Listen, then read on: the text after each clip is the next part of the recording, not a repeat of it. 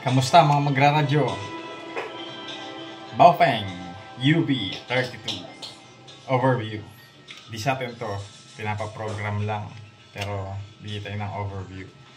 So ito siya, maglalagay ako ng size comparison ng Motorola 1660. Yan, for feature. Yung kanyang holster kasama na sa package na may belt clip. Kapag gagamitin mo yung radyo, konting angat, grab, check. Okay? Wala siyang lock ha. So, pag for some reason tumawag ka, tanggal siya. Okay. Itong holster niya, removable yung belt clip. Parang pagka tinamaan to, sira agad. Kaya tinry ko yung belt clip ng 1660 ng mga Motorola GP328. Kasya, pero may konting mod.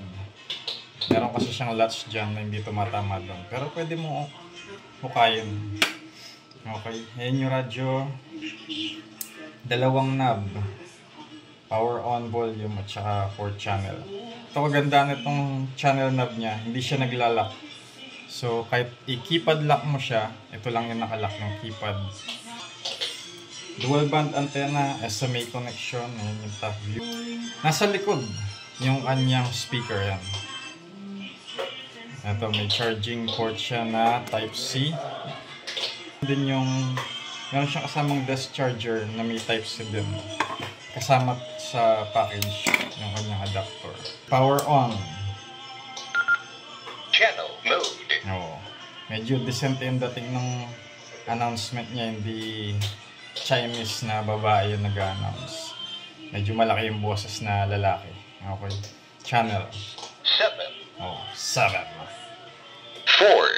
7. 1. Okay. 7. Tapos isa pa, kanina may channel 11 tsaka channel 12 to, ngayon wala pa eh.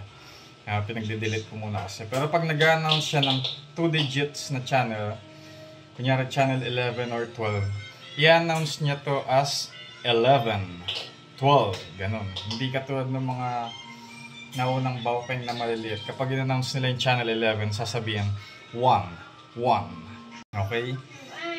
Yung mga familiar sa Motorola APX models, yun. Kung mapapansin nyo, ginaya yung forma. Hindi kuwang-kuwa pero medyo yung overall appearance niya doon nila ginaya. Okay.